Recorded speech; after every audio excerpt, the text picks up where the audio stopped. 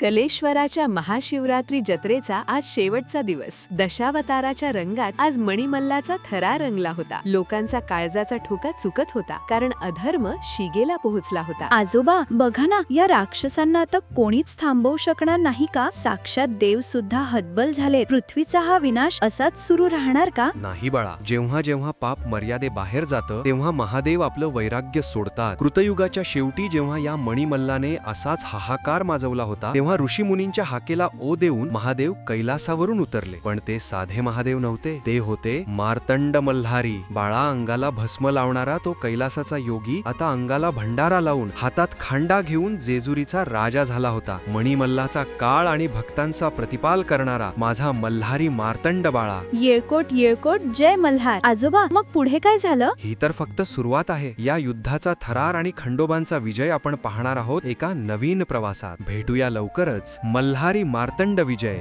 22 अध्यायांच्या महागाथेत. शिव आणि शक्तीच्या या अद्भुत अवताराचा इतिहास उलगडणार आहे पुढच्या सीझन मध्ये. पाहत रहा आजोबांच्या गोष्टी सीझन 12. येळकोट येळकोट जय मल्हार.